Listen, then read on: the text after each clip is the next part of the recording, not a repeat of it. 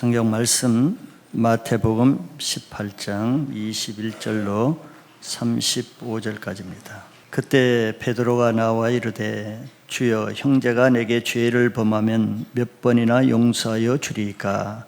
7번까지 하오리이까? 예수께서 이르시되 내게 이르노니 7번뿐만 아니라 7번을 70번까지라도 할지니라. 그러므로 천국은 그 종들과 결산을 하던 어떤 임금과 같으니 결산할 때 10,000달란트 빚진 자 하나를 데려오매 갚을 것이 없는지라 주인이 명하여 그 몸과 아내와 자식들과 그 모든 소유를 다 팔아 갚게 하라 하니 그 종이 엎드려 절하여 이르되 내게 참으소서 다 갚으리다 하거늘 그 종의 주인이 불쌍히 여겨 놓아 보내며 그 빚을 탕감하여 주었더니 그 종이 나가서 자기에게 100대라는 빚진 동료 한 사람을 만나 붙들어 목을 잡고 이르되 빚을 갚으라 하매 그 동료가 엎드려 간구하여 이르되 나에게 참아 주소서 갚으리다 하되 허락하지 아니하고 이에 가서 그 빚을 갚도록 옥에 가두거늘 그 동료들이 그것을 보고 몹시 딱하게 여겨 주인에게 가서 그 일을 다 알리니 이에 주인이 그를 불러다가 말하되 악한 종아 내가 빌기에 내가 네 빚을 전부 탕감하여 주었거늘 내가 너를 불쌍히 여김과 같이 너도 네 동료를 불쌍히 여김이 마땅하지 아니하냐 하고 주인이 노하여 그 빚을 다 갚도록 그를 옥졸들에게 넘기니라. 너희가 각각 마음으로부터 형제를 용서하지 아니하면 나의 하늘 아버지께서도 너희에게 이와 같이 하시리라. 아멘. 오늘 말씀은 지난주에 이어서 용서에 대한 말씀을 보겠습니다. 우리가 용서해야 되는 이유가 무엇인가를 나누겠습니다. 우리가 살아가다 보면은 어려운 일도 있고 또 복잡한 문제도 있지만 가장 마음에 어려운 것은 사람과의 관계에서 오는 문제일 것입니다. 직장에서도 일이 어려워서 물론 직장을 그만두는 사람도 있지만 그러나 사람과의 관계 때문에 어려워서 직장을 그만두는 사람이 더 아마 많을 거예요. 그것은 우리가 아무도 완전하지 않기 때문에 나도 남에게 상처를 주기도 하고 또 다른 사람도 완전하지 않으니까 나에게 상처를 주기도 하지요. 그럴 수밖에 없는 죄인들인 것을 우리는 인정해야 됩니다. 그런데 그런 것들로 서로 상처를 주고받고 사소한 문제로 마음의 섭섭함을 품고 마음을 닫고 묶이는 관계가 많이 생기죠. 특별히 그런 관계는 가까운 사람끼리 많이 생깁니다. 같은 가족, 친척, 같은 동료, 같은 셀 지체들, 가까운 사람들과 가까이 지내기 때문에 부딪힌 일도 많기 때문이죠. 그런데 그것을 빨리 풀면은 문제가 되지 않지만 섭섭한 마음을 계속 품고 있어 보세요. 그러면 그 상처가 골맞아서 쓴뿌리가 됩니다. 뼛속 깊이 그 문제가 배어서 나중에는 자기 영혼이 깊은 감옥에 갇히게 됩니다. 영이 감옥에 갇히면 질식하겠죠. 얼굴색도 밝지 않고 기운도 없고 영적인 침체기를 받습니다. 그건 자기 죄 때문에 그런 거예요. 그렇게 사람과의 관계에 묶이면 더 큰 문제가 무엇이겠어요? 하나님과의 관계가 막힌다는 것이 더 큰 문제입니다. 그 모든 원인은 하나밖에 없어요. 잘못이 아니라 누가 잘못할 수 없는 사람이 누가 있겠어요?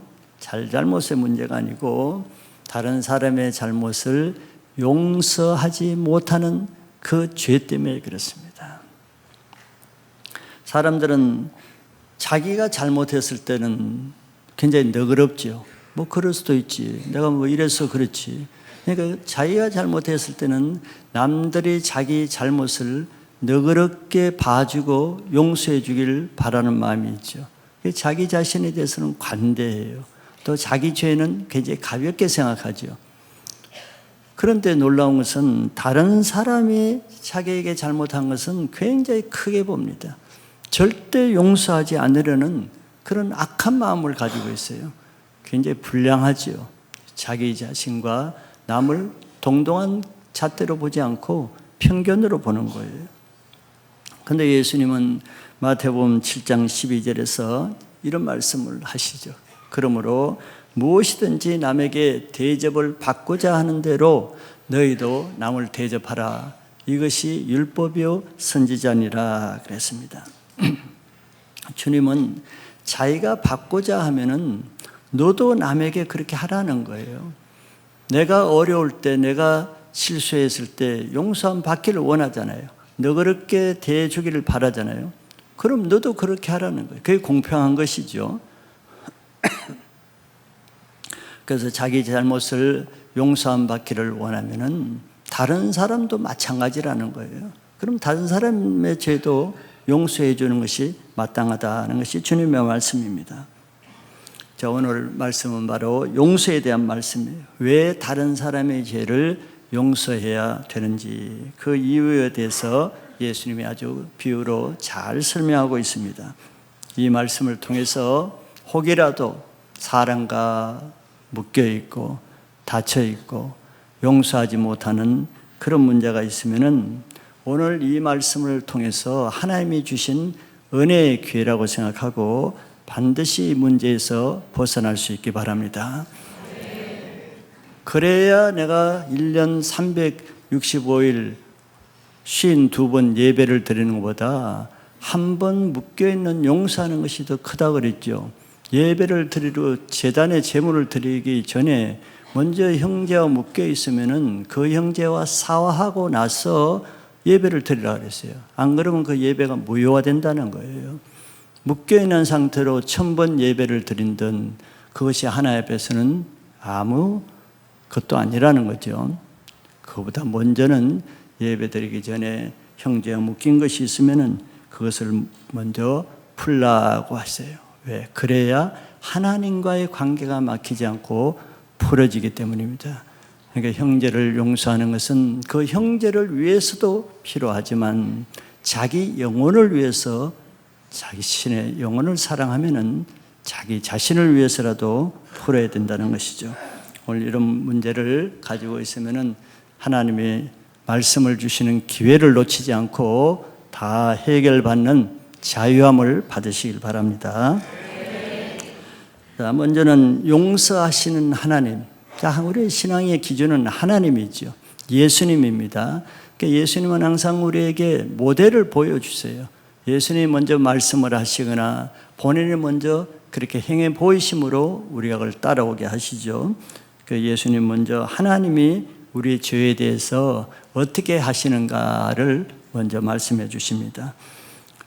용서에 대한 기준이 하나님과 우리가 조금 다르다는 것을 먼저 말씀해 주세요. 용서의 기준은 베드로가 본문에 보니까 예수님께 나와서 형제가 죄를 지으면은 몇 번이나 용서해 주면 됩니까? 이게 참 중요한 문제죠. 여러분들 몇 번 용서해 줍니까? 여러분들 자기 아이들이 잘못하면 몇 번까지 용서해 줘요? 네. 저는 제 아내가 뭘 실수를 하면은 한 번, 두 번 할 때는 얘기를 안 해요. 근데 3번 정도 하면은 제가 뭐 용서를 못 하는 건 아니라도 말은 합니다. 말은 해요. 그래서 내가 한두 번 할 때는 그냥 하는데 3번 하면은 앞으로 4번, 5번 계속 할 것 같아서 한 번은 제가 체크를 해줘요. 3번 이상 가기가 쉽지가 않다는 거죠. 당시 랍비들도 3번까지는 용서해 주되 그 이상 하지 말라 뭐 그렇게 가르쳤다고 해요. 그런데 베드로는 참 훌륭하죠. 베드로는 용서하는데 큰 마음을 품고 7번까지 하면 되겠습니까? 이제 예수님의 말문을 막기 위해서 했을 거예요. 보통 그 당시에 3번이니까 7번까지 하면 이제 뭐 예수님 다른 말 안 하시겠지. 자신감을 가지고 아마 한 것 같아요. 그리고 뭐 7번까지 이렇게 얘기하면 예수님이 칭찬해 줄 줄 알았겠죠. 랍비보다 더 관대하게 지금 얘기하니까. 근데 많은 사람들이 뭐 너그럽게 용서하는 사람도 있지만 묶이는 사람들 보면 다 왜 묶입니까? 용서 못하기 때문에 묶이는 거거든요. 근데 그런 사람들의 우리 마음을 보면 좀 이렇게 속 좁다 그러죠. 종기만한 이런 좁은 마음 가진 사람. 이런 사람은 7번이 뭡니까? 한 번 딱 잘못하면은 그 한 번 그거 용서하지 못하죠. 한 번 잘못하면 그거로 묶이는 거예요. 그런 사람이 없지 않아 있습니다. 속 좁은 사람은 그러죠. 그래서 원수가 되고, 그런데 베드로가 7번까지 한다는 것은 이건 사람으로서는 그렇게 쉽지 않은 말을 한 겁니다. 그래서 예수님이 잘했다, 너 기특하다 할 줄 알았더니, 자, 예수님은 기가 막힌 말씀을 했어요. 7번을 70번씩이라도 용서하라 그랬어요. 기가 막히는 말씀을 하셨어요. 베드로는 전혀 생각을 하지 못했겠죠. 7번은 충분할 줄 알았는데 7번씩 70번, 산술적으로는 490이지만 산술적인 말씀은 아니겠죠. 끝까지 용서하라는 거예요. 비록 예를 들어서 베드로가 7번인데, 자, 7번까지 용서한다 그래봅시다. 7번까지 할 수 있겠죠? 할 수 있겠죠? 할 수 있죠? 그래. 7번까지 근데 용서하고, 8번째 용서 안 하면 어떻게 되겠어요?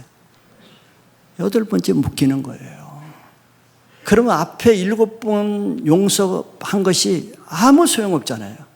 왜? 하나님의 기준은 7번에 70번이니까 하나님의 기준으로는 7번 용서해도 8번째 못하면 용서 못하는 거예요. 이런 문제란 말이에요.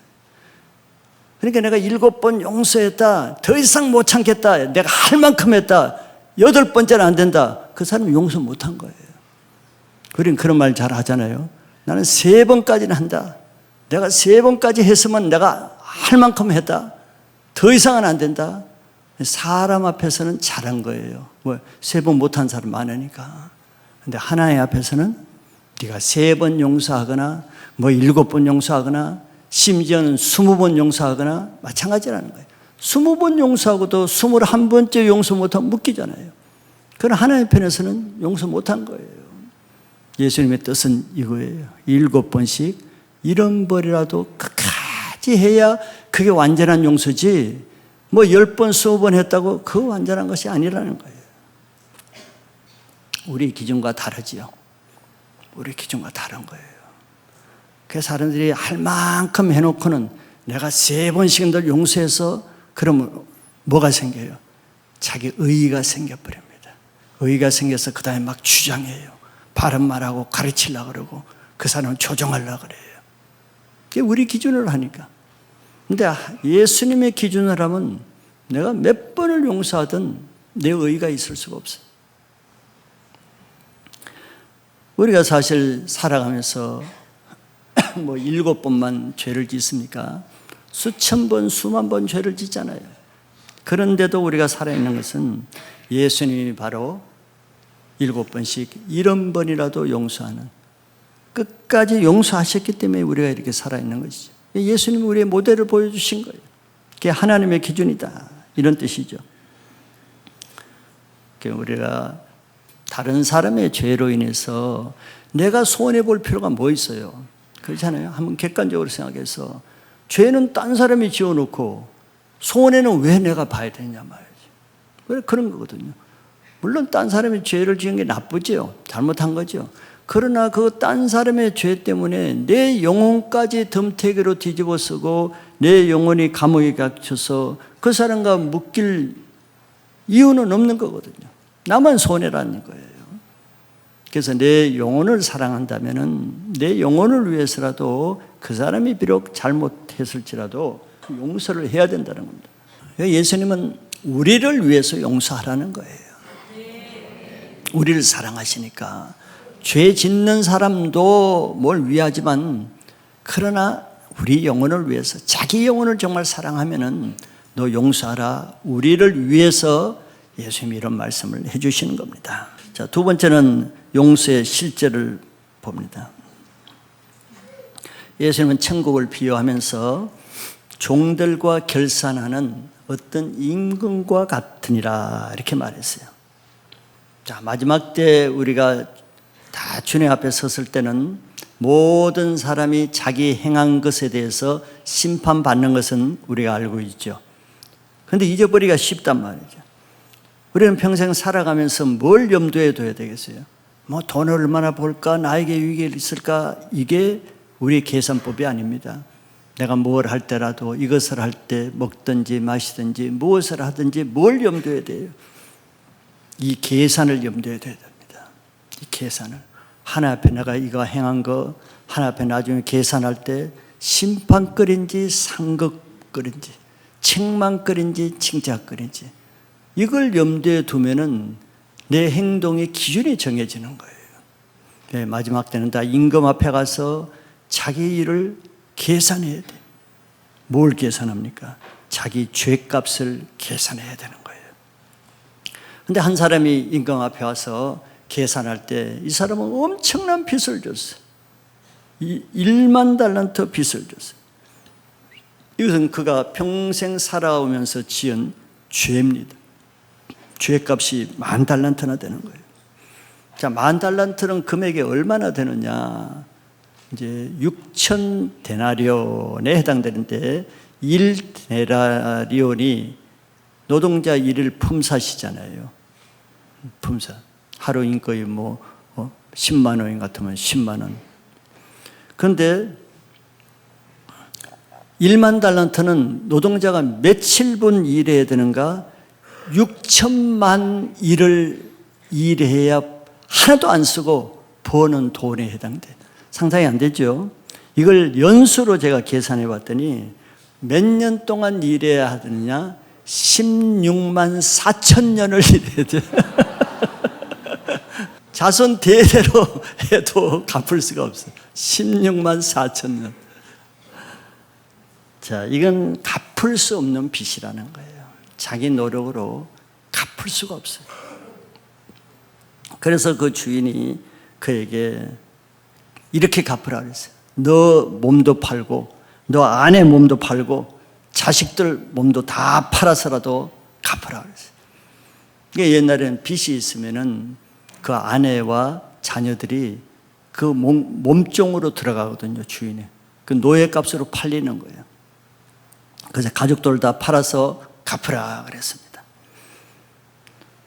이 빚을 갚지 못하면은 사형이에요. 죄의 삿은 죽음입니다. 근데 죽지 않으려면 다 몸 팔아서 갚으라고 했어요.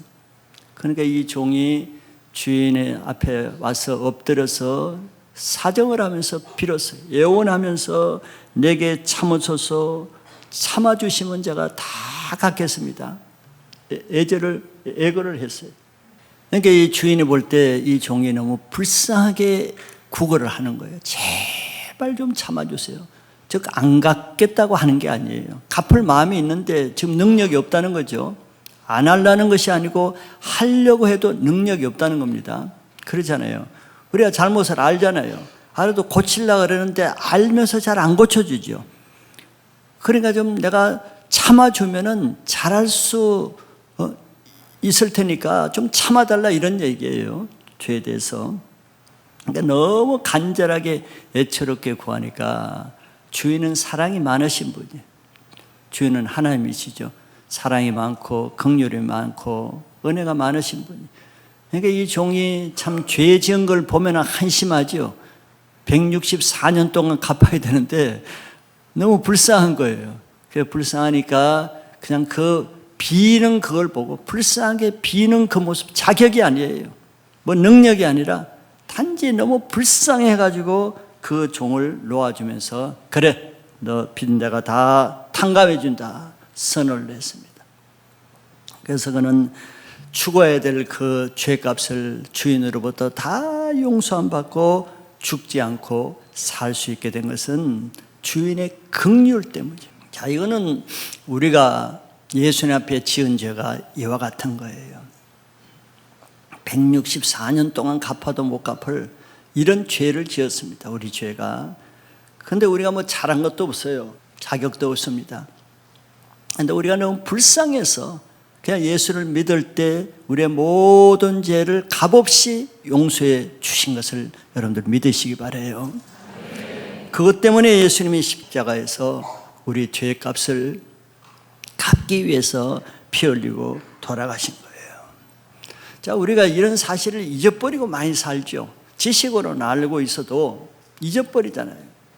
근데 사실 나의 죄가 얼마나 큰 죄인데 값없이 예수님이 다 용서해 주신 이거 하나만 기억하고 다시 생각해도 우리는 모든 일에 감사하면서 평생 기쁘게 살 만한 이유가 충분히 되죠. 근데 문제는 잊어버린다는 거예요. 잊어버리는 거예요. 자, 두 번째는 이런 하나님의 용서와 사랑에 비해서 우리의 모습을 예수님이 말씀해 주는 겁니다. 용서하시는 하나님에 대비해서 두 번째는 용서하지 못하는 죄인에 대해서 예수님 말씀하십니다.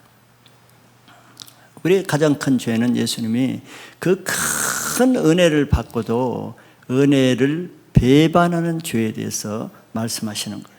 첫째는 긍휼이 없는 죄에 대해서 말씀합니다. 자, 엄청난 10,000달란트를 탕감받은 이 종은 얼마나 기뻤겠어요. 진짜 세상을 날아다닐 정도로 기쁨이 컸겠죠. 너무 기뻤을 거예요.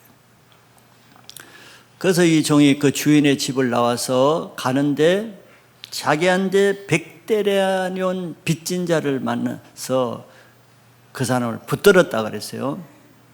당시 일로 와보라 해서 붙들었어요. 노동자 100데나리온은 노동자 100일분에 해당되는 임금이에요. 자기는 16만 4천 년 동안 해야 되는 임금을 용서받았는데 이 사람은 자기한테 지은 빚이 겨우 100일분에 해당되는 그 빚을 진 거예요. 말이 안 되죠. 비교가 안 되죠. 내가 분수로 따져봤더니 60만 분의 1밖에 안 돼. 자기 죄에 비하면 60만 분의 1. 이런 죄들은 주로 무슨 죄들이겠어요? 별것 아닌 감정을 좀 상하게 할 수도 있고 조금 섭섭한 마음을 품게 할 수도 있고 또 자존심을 좀 상하게 할 수도 있고 돈 몇만 원 빌렸다가 형편이 안 돼서 못 갚은 이런 정도로 사소한 감정의 문제들, 사소한 문제들입니다. 이것은 100데나리온 죄라는 것은 자기가 지은 죄에 비하면은 나쁘끄러운 죄예요. 자기 눈에 덜보에 비하면은 티끌도 안 되는 이런 죄입니다. 그러면은 정상적인 양심을 가진 사람이라면 자기가 지금 엄청난 빚을 탕감받아서 날아갈 듯한 기분이잖아요. 기분이 얼마나 좋겠어요. 그러면 자기가 빚 받을 거 있는 100데나리온 받은 동자가 지나가면은 오히려 불러가지고 여보게 일로 오라고 불러가지고 내가 오늘 이런 은혜를 받았는데 당신 나한테 빚진 거 100데나리온 나 없는 걸로 할게. 내가 받은 게 없으면 아무것도 아니다. 기분 좋게 용서해 줄 만하잖아요. 여러분들 같으면 그렇게 하겠죠? 그렇게 할 것 같죠? 실제로 그렇게 하세요? 우리의 생각은 마땅히 그렇게 해야 될 거 아니에요. 그렇게 해도 너무 기쁜 일이죠.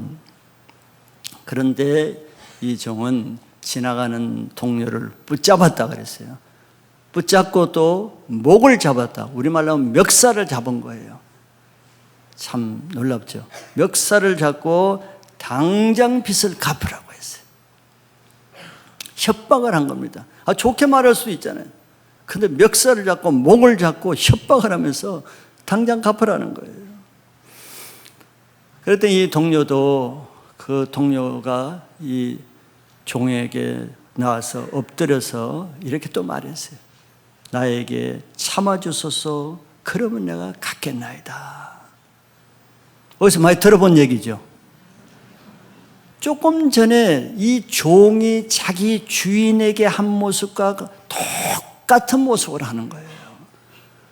그런데 이 종은 자기 주인이지만 여기는 같은 동료입니다. 같은 친구끼리 그 앞에서 자존심을 꺾고 엎드려가지고 비는 거예요. 자기가 한 것보다 더 마음을 낮춘 거죠, 이 동료는. 똑같은 모습을 지금 하고 있는 거예요, 자기 앞에. 그러면 양심이 있으면은, 이거 어디서 많이 본 건데, 내가 아까 한 건데, 기억이 날 거 아니에요. 그런데 이 종은 자기가 그렇게 자기가 이렇게 빌어서 이런 말을 해서 주인이 불쌍히 여겨서 탕감받았는데 그걸 다 잊어버리고 이 종이 안에 이 동료를 그렇게 비는데 안 갚겠다는 게 아니잖아요. 좀 참아달라. 지금은 돈이 없는데 내가 좀 참아주면 갚겠다는 거예요. 그래서 불쌍하게 이렇게 비는데 그 종은 그 동료를 불쌍히 여기지 않았습니다. 그 주인은 자기를 불쌍히 여겨서 갚아줬죠. 근데 이 동료를 불쌍히 여기지 않고 그 자리에서 당장 빚을 갚도록 옥에 쳐넣었다 그랬어요. 감옥에 넣어버렸어요. 불쌍히 여겨달라는 사람에게 전혀 불쌍히 여겨주는 자비가 없어요. 무자비하게 되어 있어요.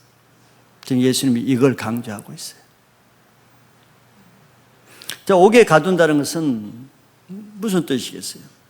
다른 사람의 죄를 용서하지 않고 계속 그 사람을 정죄하고 심판하고 미워하고 괴롭히는 것이죠. 그래, 이렇게 얼마나 합니까? 다른 사람의 죄가 용서가 안 되면 이렇게 할 수밖에 없죠. 용서가 안 되면 늘 미워하고 그 사람 볼 때마다 정죄하고 싫은 말하고 상처 주는 말하고 이게 그 사람을 감옥에 가두는 것입니다. 받은 은혜를 잊어버리는 악한 모습이죠. 이 사람은, 이 종은 은혜를 받기는 했으나 그 은혜를 유지할 만한 인격은 없는 거예요. 우리는 다 실수할 수 있습니다. 여러분, 실수 안 할 수 있는 사람이 있어요? 아무도 없습니다. 죄 없다 하면은 스스로 속이는 자라 그랬어요. 그 안에 진리가 없다 그랬습니다. 부부 간에도 남편도 실수할 수 있고 아내도 실수할 수 있고 자녀들 실수할 수 있고 부모라고 실수 안 해요? 부모도 실수할 수 있어요. 목사도 실수할 수 있고 장로도 실수할 수 있고 성도도 실수할 수 있고 실수, 죄 안 지을 수 있는 사람 아무도 없습니다. 우리는 그걸 인정해야 됩니다. 그런데 죄를 안 지을 사람이 아무도 없는데 그 죄를 용서하지 않으면 모든 사람과 묶이게 되겠죠.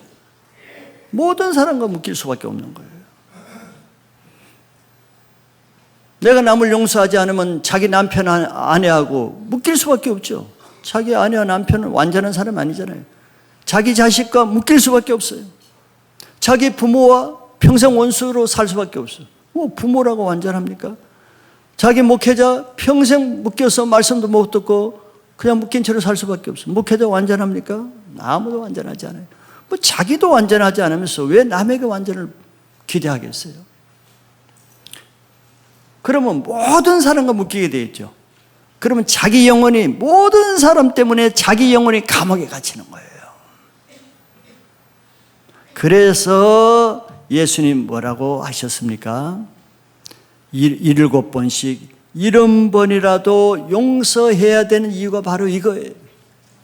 70번이라도 7번씩 70번이라도 용서하지 않으면 우리 영혼이 살 수가 없어. 다 묶여가지고 다 감옥에 갇히니까 우리를 위해서 이런 말씀을 하시는 거예요. 자, 자기 남편이 믿지 않는 남편이 또 술을 먹고 사고를 쳤다. 근데 남편이 와서 아내한테 조금만 참아주소서, 내가 잘하겠습니다. 이렇게 빈다 그러면 용서해 줘야 되는 거예요. 참아주소서, 그건 뭐예요? 나도 하려고 노력하는데 내가 술을 먹는 게 아니라 술이 나를 먹어서 그렇다, 이거예요. 용서해야 되는 거예요. 안 하겠다 그러면 그게 문제지만 잘 하겠다 그러니까, 다음에 끊으려고 노력하겠다 그러니까, 좀 기다려주면 내가 잘하겠다 그러니까, 지금 그런 말이거든요. 참아주소서 내가 갚으리다. 이게 그 말이에요. 지금은 잘 안 되는데 조금 기다려주면 내가 갚겠다는 거거든요. 우리가 용서를 구할 때 다 이런 말을 해요. 지금은 내가 하려고 해도 잘 안 되는데 조금씩 내가 잘하도록 할 테니까 기다려달라. 그러면 7번에 1원번까지라도 용서해 주라는 거예요. 자녀가 또 학교 가서 학폭을 해, 사고를 쳤어. 그럼 어떻게 해야 돼? 엄마 내가 다음에는 내가 조심할게. 네가 한두 번이냐? 지금 네가 한두 번이야?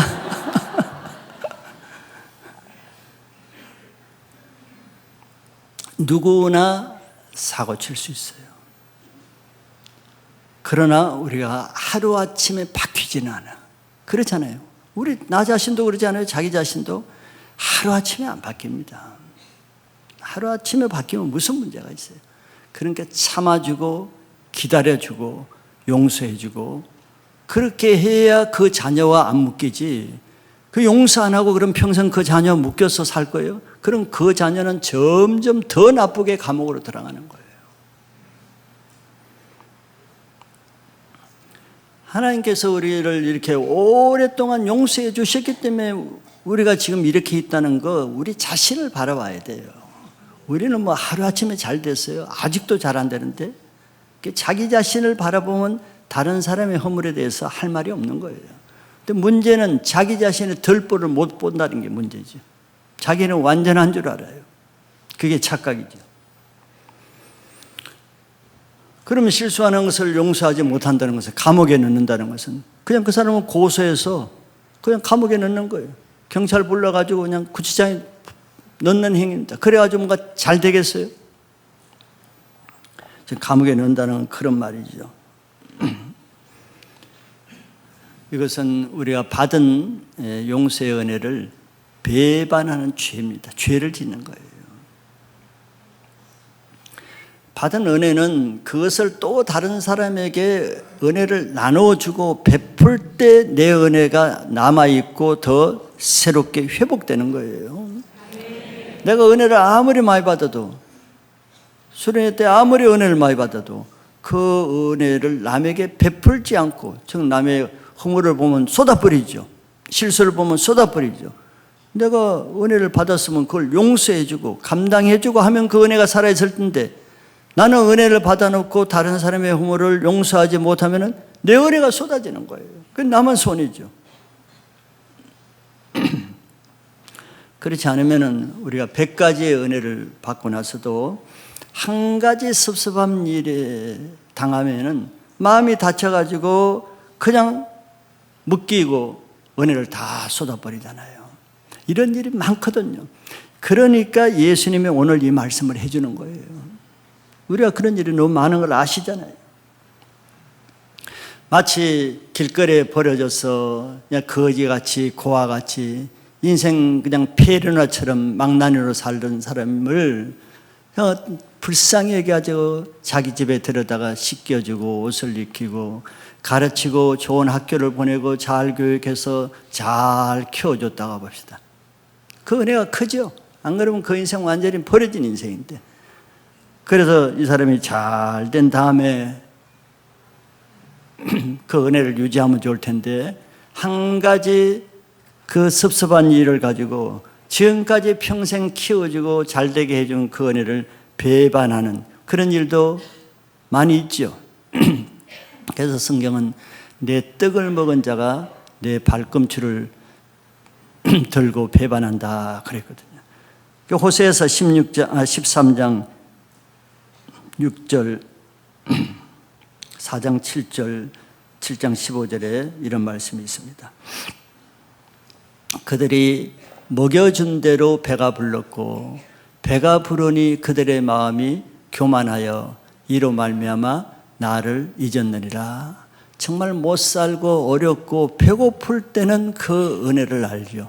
그런데 이제 배고픈 거 먹여주고 하니까 배가 부르니까 이제 마음이 교만해져. 나도 나야. 그러면 이제 그 은혜를, 그렇게 해준 나를, 하나님의 은혜를 잊어버린다는 거예요. 이게 사람의 부패된 속성이에요. 대부분 그러죠. 어려울 때 방랑하는 사람을, 그냥 일거리도 없어 노숙자로 살던 사람을 자기 회사에서 잘 재워주고 먹이고 기술 가르쳐서 잘 세워주면은 한 가지 사소한 섭섭한 일로 그걸 털어져 가지고 그 주인의 은혜를 배반하고 바로 옆에 나가서 자기 그 똑같은 사업을 차려가지고 주인을 배반한 사람도 있어요. 또 그걸 말하는 거예요. 은혜를 잊어버리면 사람이 그런 일을 해. 그리고 4장 7절에 보면은 그들은 번성할수록 내게 범죄하니 내가 그들의 영화를 변하여 욕이 되게 하리라. 자, 번성할수록 잘 될수록 겸손해야 되는데 이제는 조금 잘 되기 시작하면은 하나님께 범죄한대요. 은혜 잊어버리고. 그러면 하나님이 내가 그들의 영화를 변하여 욕이 되게 하리라. 그래서 저렇게 되는 거예요. 은혜를 모르는 사람. 마지막 호세아 7장 15절에도 내가 그들 팔을 연습시켜 힘있게 하였으나 그들은 내게 대하여 악을 꾀하는도다. 연약한 사람을, 쓸모없는 사람을 데려다가 훈련시키고 또 연단시키고 교육시켜서 아주 연습시켜서 힘있게 좋은 사람으로 해놨더니 그 힘을 의지하고 자기가 이제 그들은 내게 대하여 악을 꾀하는도다. 이게 사람의 모습이죠. 여기 지금 이 악한 종이 그런 모습이에요. 은혜를 받아놓고도 그 은혜를 악으로 대하는 그런 모습이란 말이에요. 개구리가 올챙이 때 생각 못하는 것처럼 사람들은 잘 되고 나면은 그걸 잊어버려요. 물론 뭐 은혜를 기억한 사람인데 그분들은 그 은혜를 유지할 거예요. 근데 잘 되고 나면은 교만해져서 처음부터 자기가 그렇게 된 것처럼 교만하면 하나님이 어떻게 하신다 그랬어요? 그 영화가 변하여 욕이 되게 하신다 그랬어요. 우리는 다른 사람의 죄를 볼 때 예전에 나의 모습을 볼 수 있어야 됩니다. 자기는 어떤 자였는가? 내가 처음부터 이런 자였는가? 한번 생각해 보세요. 여기 앉아 계신 분들도 내가 처음부터 이런 모습인 사람 몇 사람이 되겠어요? 이전의 모습을 생각해 봐야 되는 거예요. 내가 어떤 하나님의 은혜를 받았는가? 그러면 다른 사람에게 나를 주장할 것이 없습니다. 예수님이 나의 죄를 용서한 그 큰 은혜를 생각하면은 다른 사람의 죄 용서 못할 죄가 어디 있겠어요? 나는 그보다 더 큰 죄를 용서 안 받는데 이 은혜를 잊어버리면 벌써 이제 악하게 됩니다. 다른 사람이 조금만 섭섭하게 해도 자기는 안 그런 것처럼 그걸 정죄하고 판단하고 정말 못할 짓을 하는 거예요. 두 번째 마지막에 오는 그 결과로 이제 긍휼 없는 형벌에 대해서 봅니다. 자, 길거리에서 이런 일이 일어났단 말이에요. 그 종이 자기 동료를 잡아가지고 멱살을 잡고 막 빚갚으라 그러더니 혈기를 내면서 참아달라고 하는 거 살살 빌고 막 엎드려서 꿇어 엎드려서 막 비는데 사정없이 그렇게 비는 사람의 그 간청을 무시하고 불쌍히 여기지 않고 멱살을 붙잡고 해서 감옥에 쳐넣었죠. 그걸 누가 봤느냐? 주위에 있는 같은 동료들이 그걸 다 본 거예요. 자, 이 동료들을 보니까 참 말이 아니죠. 왜? 이 동료들은 이 종이 과거 얼마나 큰 죄를 짓는가 다 알고 있잖아요. 1만 달란트 죄를 짓는 이 100대라는 지은 죄에 비해서는 이 종은 몇 수백 배 더 큰 악한 자라는 걸 동료들이 다 알고 있잖아요. 얼마나 그 사람이 악한 죄를 지었는지 다 알고 있죠. 그리고 또 뭘 알고 있어요? 그런데도 주인이 그 가서 빌 때 불쌍히 여기서 그 용서할 수 없는 그 죄들을 다 탕감해 준 것을 주위에 그 보는 동료들이 다 알고 있잖아요. 그러니까 그것을 알고 있는 동료들이 이 종이 하는 행동을 볼 때 정말 말이 안 되는 거거든. 저렇게 악할 수는 없거든. 저렇게 배은망덕한 짓을 하는 것을 도저히 못 봐주는 거예요. 주위에 그 보는 사람이 봐도. 그래서 그 사람들이 가만히 있을 수가 없어서 주인인데 쫓아간 것이죠. 주인인데 가서 그 사실을 다 얘기했어요. 주인이 그 조금 전에 10,000달란트 그 엄청난 죄를 지은 그 종 용서해 줬잖아요. 그래 내가 용서해 줬지. 그 사람이 나가서 자기한테 100대란 빚진 자 그 동료를 멱살을 잡고 윽박지르면서 당장 돈 안 갚는다고 옥에 넣었습니다. 우리가 봐도 너무했습니다. 주인한테 가서 고발한 거예요. 마태복음 18장 10절에 이런 말씀이 있습니다. 삼가 이 작은 자 중에 하나도 없은 여기지 말라. 너희에게 말하노니 그들의 천사들이 하늘에서 하늘에 계신 내 아버지의 얼굴을 항상 배움느니라. 작은 자, 아무리 시시하게 보이고 무시받는 것처럼 보이고 가난하고 노숙자 같고 불쌍한 이런 자도 하나님 앞에서는 존귀한 자. 왜? 하나님이 자기 형상으로 지었으니까. 작은 자 하나도 업신여기지 말라는 거예요. 무시하지 말라는 거예요. 그 이유를 너에게 말하는데 그들의 천사들이 다 있다. 아무리 연약하고 불쌍하고 이런 사람도 하나님이 그 사람을 돕는, 히브리서에 보면 천사는 우리들을 돕는 자거든요. 그 사람을 돕는 천사들이 다 있어요. 그런데 그 천사들이 놀고 있어요. 천사들이 부지런하게 일하는데 무슨 일을 하냐면은 천사들이 하늘에서 하늘에 계신 내 아버지의 얼굴을 항상 배움느니라. 천사들은 항상 하나님과 대면에 하나님 앞에 보고할 것을 가지고 있어. 무슨 보고할 거리를? 자기가 맡은 그 작은 자의 영혼이 이 땅에 사는 모든 것을 사사건것 마음에 품는 것까지도 다 하나님 앞에 가서 다 보고를 해. 믿으세요? 네. 여러분들의 천사들도 지금 예배 때 졸고 있는지 딴 생각하고 있는지 다 보고 있단 말이에요. 지금 보고 있어요. 보이죠? 보고 있죠? 그래서 수시로 하나님 앞에 가서 하나님 얼굴을 보고 저 집사 지금 저 정론차에서 졸고 있어요. 다 보고해요.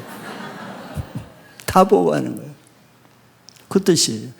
주위에 보고 있던 동료들이 그 악한 종이 하는 것을 주인한테 가서 다 보고하잖아요. 그걸 지금 말씀하고 있는 거예요. 지금 깨어 있으세요? 보고거리가, 좋은 보고거리가 올라가길 바랍니다.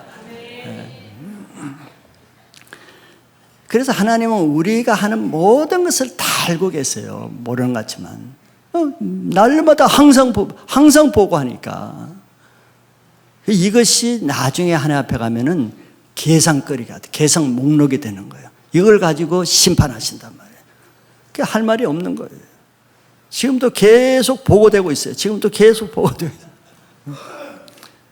그러니까 우리는 이 땅에서 하나님 앞에서 살아야 되는 거예요. 하나님이 우리를 다 눈동자같이 다 보고 계신단 말이에요. 그래서 이 보고를 하니까 주인이 들어도 이건 너무 악한 거거든요. 그러니까 그 주인 그 종 당장 불러오라 그랬어요. 그래서 주인이 막 그 사실을 보고 막 노했다 그랬죠. 분노했어요. 하나님의 분노하면 이건 이제 큰일 난 것입니다. 하나님의 분노하면. 그래서 불러가지고 그에게 첫 마디가 뭐예요? 첫 마디가 뭐라고 그랬어요? 이 악한 종아 그랬죠.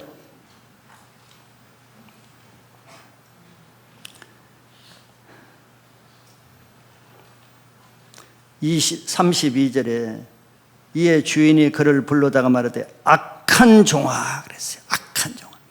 자, 하나님의 입에서 악한 종이라는 말이 나오면은 이제 그 인생이 끝난 거예요. 마지막 심판 때 하나님 앞에 가서 이 악한 종아 이런 말 들어보면 이제 끝난 겁니다. 왜 어떤 말을 들어야 되겠어요? 착하고 충성된 종아 이 말을 들어야 돼요. 네가 잘하였도다 이 말을 들어야 돼요. 근데 이 종을 데려와서 첫 마디가 이 악한 종아 그랬어요.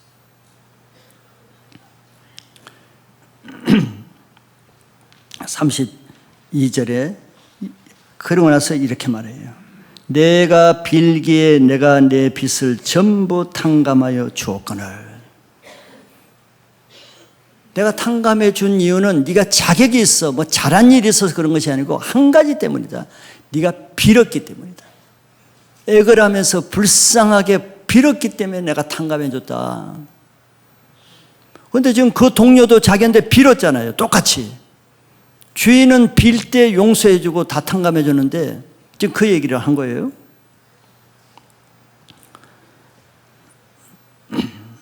우리는 자격으로 용서 안 받은 것이 아니고 우리가 불쌍해서 용서 안 받았기 때문에 이것은 다른 사람에게 나의 자격을 주장할 수 없다는 거예요. 우리가 자격이 있어 용서 안 받은 거 아니죠. 우리 불쌍해서 하나님이 그냥 용서해 주신 거예요. 그런데 우리가 다른 사람의 죄를 볼 때 어떤 자세로 보는가 봐요. 자기가 뭐 자기는 이제 용서 안 받아서 자기는 의인처럼 돼. 난 자격이 있다. 너를 심판할 자격이 있어. 나는 너를 내가 정죄할 자격이 있어. 이게 바리새인들을 보세요. 자격 있는 것처럼, 자격이 없는데 스스로 자격 있는 것처럼 여겨 자기가. 우리 자격이 없는 거예요. 자격으로 구원받은 게 아니에요. 불쌍히 여겨서 긍휼로 구원받은 거예요. 이제 하나님 그걸 말씀하신 거죠. 내가 빌었기 때문에 너 용서해 준 거 아니냐. 네가 뭐 잘했기 때문에 내가 용서해 준 줄 아냐? 그거예요. 빌게 용서해 줬다는 거예요. 그런데 이 종은 이 백대라는 동료에게 자기는 과거에 뭐 빚도 없었는 것처럼, 나는 전혀 죄도 안 지은 것처럼, 나는 뭐 그런 그따위 행동은 나는 절대 안 할 것처럼, 아무 죄도 없는 것처럼, 본래 자기는 아무 죄가 없는 것처럼 다 탕감받았으니까. 근데 원래 자기가 뭐 죄가 없는 것처럼 주장하고 있잖아요. 지금 상대를 죄인 취급하잖아요. 자기는 죄인 아닌 것처럼. 지금 이런 자세로. 그래, 남을 용서하지 못하는 사람의 마음은 다 이런 마음이 있어요. 이런 못된 자세를 가지고 있어요. 자기는 과거에 10,000달란트 빚진 자, 나는 더했으면 더한 자다. 이 사람보다는 내가 더한 자다. 더 죄인이다. 이런 자세를 가지면 그럴 수가 없죠. 사도 바울은 항상 뭐래? 나는 죄인 중에 괴수다. 자기는 나는 더한 사람이다. 늘 이런 자세로 가지고 있죠. 나는 저 사람에 비해서 과거에 죄인이 아니라 죄인 중에 괴수다. 이런 자세로 가지니까 평생 그 겸손한 마음을 유지할 수가 있었는 거예요.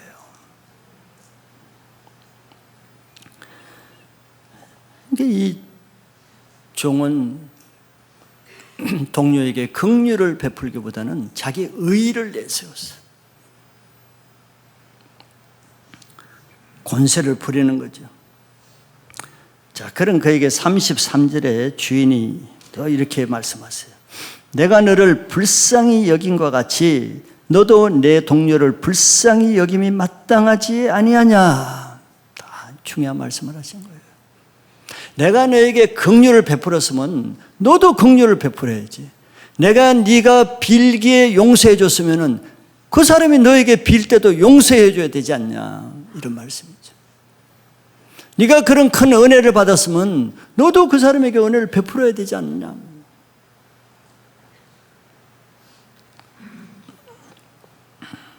자기 죄를 용서 안 받은 사람은 마땅히 다른 사람이 자기에게 죄 지은 것도 마땅히 용서해야 된다는 그 말씀이에요. 골로새서 3장 13절에 같은 말씀을 하세요. 누가 누구에게 불만이 있거든 서로 용납하여 피차 용서하되 주께서 너희를 용서하신 것 같이 너희도 그래하고. 우리 불만이 있으면 용서하지 못하니까 불만이 생기는 거죠. 그러면 서로 용납하래. 서로 피차 용서하라 그러고 무엇을 근거로? 주께서 너희를 용서하신 것 같이 너희도 그래하라. 내가 용서함 받았으면 마땅히 너희도 그래 해야 된다는 거예요. 그래서 내가 십자가의 죄사함의 용서의 체험이 없는 사람이 무슨 죄를 범하느냐? 이런 죄를 범해요. 남의 죄가 용서가 안 되는 거예요. 용서할 수가 없지. 내가 용서받은 그 은혜가 없는데, 죄사함의 능력이 없는데. 불신자들은 무덤에 갈 때까지 용서를 못 하잖아요. 옛날 중국 영화 같은 데 보면 아버지의 그 원수를 끝까지만 갚죠. 끝까지 갚는 게 효도라고 생각해. 내가 용서함 받지 못하니까 끝까지 원수를 갚아야 돼.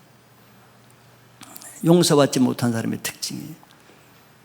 내가 십자가에 죄사함의 은혜가 없으면은 더 큰 죄를 지는데 다른 사람의 죄를 정죄하는 마귀의 심판을 받는 거예요. 그게 더 큰 죄입니다. 그래서 내가 남의 죄가 자꾸 용서가 안 되면은 자기 자신을 돌아봐야 돼. 내가 과연 십자가에 죄사함의 은혜가 있는 사람인지, 죄사함 받은 사람인지, 자기 죄가 그대로 있는 건지. 내 죄가 그대로 있으면 남의 죄가 용서가 안 되는 거예요. 내 죄도 용서 안 되는데 어떻게 남의 죄를 용서할 수 있겠어요?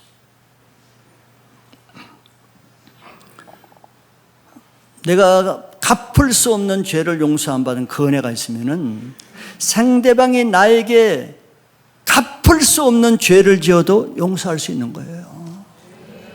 근데 우리가 그런 게 없으면 그런 말 하죠. 이것만은 내가 용서 못해. 이거는 정말 용서할 수 없는 일이야. 어떻게 내가 그걸 용서해? 이런 얘기를 하죠. 그건 말이 안 되는 거예요. 그거는 죄사함이 없는 사람이 하는 말이에요. 내가 주님 앞에 지은 죄는 갚을 수 없는 죄를 지었어요. 용서받을 만한 죄를 지은 게 아니에요. 1만 달란트는 내가 갚을 수 없는 죄예요. 그럼 나도 갚을 수 없는 엄청난 죄인 중에 괴수의 죄를 지었으면 상대방이 나에게 도저히 용서받을 수 없는 그런 죄를 지었다 할지라도 용서해야 마땅하죠. 그래서 용서하지 못할 죄는 없습니다. 근데 우리는 한계를 지어놨죠. 이것까지는 내가 하지만 이거는 안 된다. 그거는 사람의 기준이에요. 그래서 이 주인이 이 종에게 아주 진노했죠. 아주 분노했습니다. 그러면 34절에 주인이 노하여 그 빚을 다 갚도록 그를 옥졸들에게 넘기니라. 자, 주인은 그 종이 자기 동료에게 한 그대로 주인이 그 종에게 하죠. 그 종이 옥졸들 감옥에 그 동료를 넣었듯이 주인은 그 종을 그 동료에게 한 것처럼 감옥에다 넣었어요. 야고보서 2장 13절에 긍휼을 행하지 아니하는 자에게는 긍휼 없는 심판이 있으리라. 긍휼은 심판을 이기고 자랑하느니라. 자, 긍휼을 행하지 않는 자에게는 하나님이 긍휼 없는 심판을 하신대요. 이 종이 자기 동료에게 긍휼을 행하지 않았죠. 긍휼을 좀 베풀어 달라고 비는데도 긍휼을 안 행하니까 주인이 이 종에게 긍휼 없는 심판을 똑같이 해서 감옥에 넣은 거예요. 하나님이 그렇게 하시는 거예요.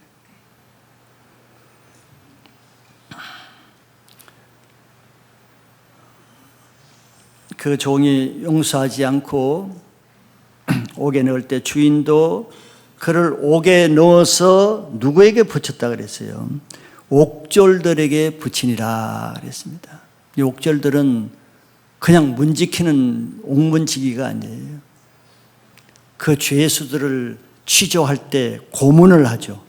막 쇠꼬챙이로 찌르고 막 고춧가루를 먹이고 고문하는 옥졸들이에요. 죄를 실토할 때까지. 그게 옥졸들에게 시달리는 겁니다. 고통당하는 거예요. 남을 용서하지 않는 사람은 영적 감옥에 갇히죠. 영적 감옥에 갇히면은 거기서 악한 영이 주는 온갖 고문을 당해. 미움, 시기, 질투, 정죄, 분노, 혈기, 용서하지 못함, 짜증. 여러분들 용서하지 못하면 자기가 더 괴로운 거 아시죠? 경험하셨죠? 경험하신 분이 없네요, 여기는 다. 그걸 경험을 해봐야 되는데. 용서하지 못하면 자기가 더, 물론 상대방도 괴롭지만 자기가 더 괴로워요. 왜? 옥졸들에게 시달리는 거예요. 옥졸들에게 막 분노가 나고 잠을 못 자고 짜증나고 불면증에 시달리고 그냥 뭐 공황장애에다가 우울증에다가 온갖 죄가 다 들어오는 거예요. 옥졸들에게 시달리는 거죠. 사서 고생한 거예요, 자기가. 35절에 너희가 각각 마음으로부터 형제를 용서하지 아니하면 나의 하늘 아버지께서도 너희에게 이와 같이 하시리라. 내가 다른 사람에게 한 것 그대로 하나님이 나에게 하시겠다는 거예요. 내가 나에게 죄진 자를 사하여 준 같이 우리의 죄를 사하여 주옵시고 주기도문에 나오죠. 내가 다른 사람의 죄를 용서하면은 하나님도 내 죄를 용서해 주시고, 내가 다른 사람의 죄를 용서하지 못해서 옥에 가두면은 하나님도 나의 죄를 용서하지 않고 옥에 던지신다는 거죠. 마태복음 6장 14, 15절에 예수님이 같은 내용을 말씀하세요. 너희가 사람의 잘못을 용서하면 너희 하늘 아버지께서도 너희 잘못을 용서하시려니와. 자, 내 죄를 용서함 받기 원한다면 내가 남의 죄를 용서해야 돼. 15절에 너희가 사람의 잘못을 용서하지 아니하면 너희 아버지께서도 너희 잘못을 용서하지 아니하시리라 그랬어요. 얼마나 이 무서운 말씀입니까? 그러니까 내가 용서함 받기를 위해서도, 내 영혼을 위해서라도 내가 나에게 죄진 자를 용서해야 될 필요가 있는 거예요. 그러지 않으면 내가 시달려.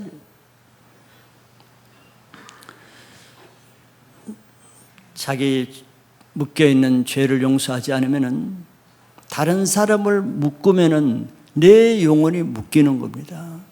그 사람만 묶이는 게 아니에요. 그러나 내가 다른 사람을 죄를 풀어주면, 감옥에서 풀어주면 내 영혼이 그 순간 영혼의 감옥에서 풀어집니다. 자유함을 얻어요. 자, 오늘 말씀을 통해서 혹이나 용서하지 못하는 일로 인해서 자기 영혼이 지금 묶여 있거나, 그래서 하나님과 관계가 막혀 있거나, 또 내 영혼이 깊은 감옥에 갇혀 있어서 무기력하고 짜증나고 기쁨도 없이 이렇게 사는 사람이 있다 그러면은 오늘 하나님이 그 사람에게 은혜를 베풀기 위해서 이 말씀을 주시는 것입니다. 그 사람이 오늘 사는 날이에요. 그런 분들이 오늘 감옥에서 나오는 날입니다. 그래서 자유함을 받고 새로운 삶을 사시기를 축복합니다.